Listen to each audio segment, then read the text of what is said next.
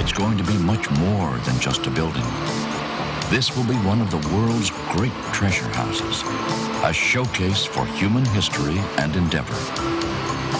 This will be the Canadian Museum of Civilization. If it's no Scottish, it's crap! Help yourself to a piece of haggis. Well, if it's no Scottish, it's crap, then maybe that's what we should be calling the Canadian Museum of Civilization. I was tipped off to this idea by our next guest, Gavin McInnes, who told me that you can go through the Canadian Museum of Civilization and not find anything about the Scots' impact on Canada. Gavin joins us from New York, but he originally hails from Canada, Ontario. Gavin, nice shirt, by the way, and thanks for the tip on this. How'd you come about this? Well, my family is living in Nepean, and they're all from Glasgow. We came here in the early 70s, and my parents are obsessed with this museum and its whitewashing of history, or its brownwashing of history, for that matter.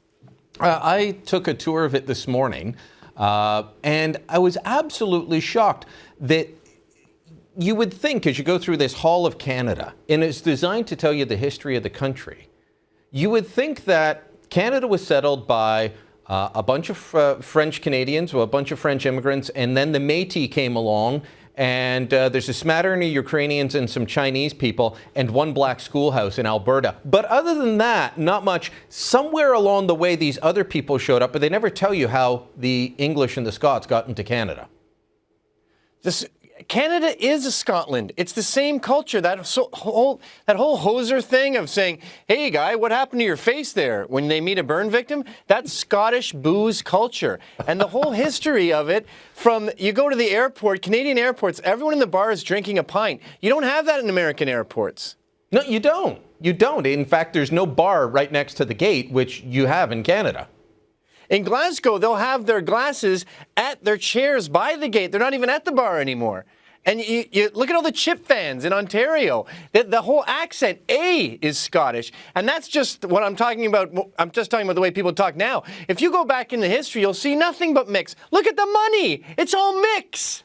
The reason that I have you on today, by the way, today is the history of the Battle of Culloden. And that's where Bonnie Prince Charlie is... Billy Connolly refers to him, I'll get in trouble for saying this, but an Italian poofter that lives on the outside of shortbread tins. Well, he was trying to lead the Scots to independence. He got defeated by the English, and after that, boom, the Scots start immigrating to Canada en masse, and not just to a little place called Nova Scotia, which, let me translate the Latin there, New Scotland. I mean, they're everywhere. There's the picture of the, I believe that's the picture that goes for the taking of the Plains of Abraham. And the Scots fought that battle and took it, which, by the way, that is completely absent. There is no mention of the conquest that I could find of Britain taking Quebec from France. Not in the Canadian Museum of Civilization.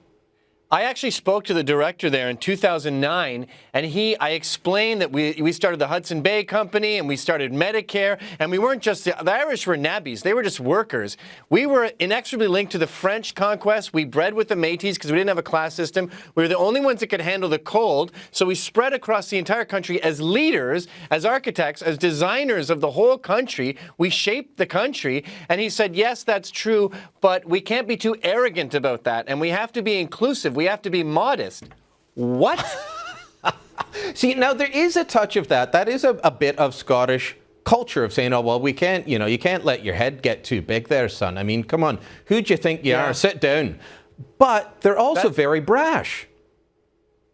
Well, that's the irony, I guess, of the Scots. They're so used to being underdogs that it becomes a sort of submissive behavior. But at the same time, there's a paradox because they have this sort of drunken hubris where they just come screaming into a room and go, see you, Jimmy! Haggis too good for yous, by the way! And that's how I feel about the museum. They need their asses kicked. See, now you're just describing my family. See, there's a difference between Glasgow and the rest of Scotland. In Glasgow, where my parents come from, where your parents come from, it's a very in-your-face place. So I thought that all of Canada was like this because growing up in Hamilton, Ontario, it's an Italian city with fish and chip shops everywhere with fish suppers for $4.99. I thought that was everywhere, and then I came up here. Honestly, it is unbelievable. I want to show some of the pictures just so that people don't think we're exaggerating here from the Museum of Civilization. Chinese laundry is actually on display. So the Scots, no. Chinese laundry on the prairies, for sure. And this, not that this isn't part of Canada's history as well, or the Ukrainian church that they picked up off the prairies. This is all part of Canada's story as well. But it's part of it. You go through this Hall of Canada. This is an inn at Louisbourg, recreated. You go through and you would think that Canada was still a French country. Partly due to the fact that because this museum, which is about to become the Museum of History, the federal government decided that they would follow Quebec's language laws. French is first on everything.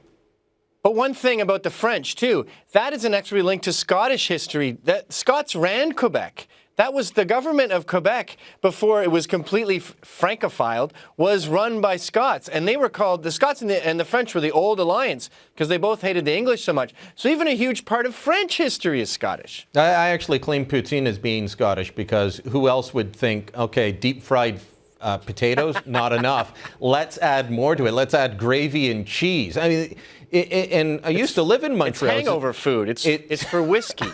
Absolutely. I used to live in Montreal, and you go through, and there are chip places everywhere.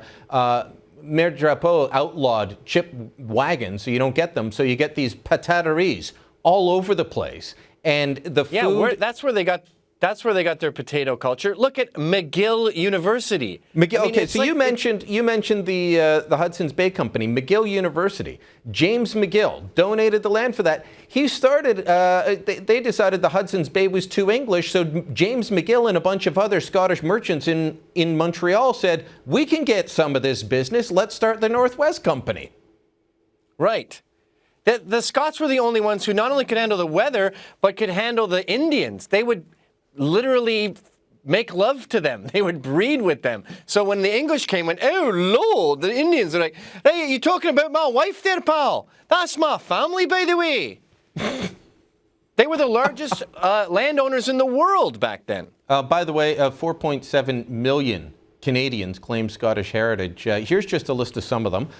In addition to James McGill, we've got our first Prime Minister, Sir John A. Macdonald, Scottish, from Glasgow. Alexander Mackenzie from outside Dundee, Sir Alexander Graham Bell, inventor of the telephone, Sanford Fleming, inventor of time zones, and who designed the entire intercontinental railway system here in Canada. Oh, is that all? I mean, well, that's all. I mean, don't get too big for your britches, son. Who do you think you are? I think if you go back to people with Scottish descent, too, you'll find that the founding fathers of Canada were about 80%. 80% of them were linked to Scotland somehow. Tell me, you've got a list of some of the towns in Canada with Scottish names, and since we're talking about how the museum overlooks it, give us some while we've still got a moment left. Well, the list goes on forever. There's not just Nova Scotia, right? Even in PEI, there's New Glasgow. There's New Scotland and New Brunswick. Almost every province has an Aberdeen. There's the Clyde. There's bloody Glasgow, Ontario.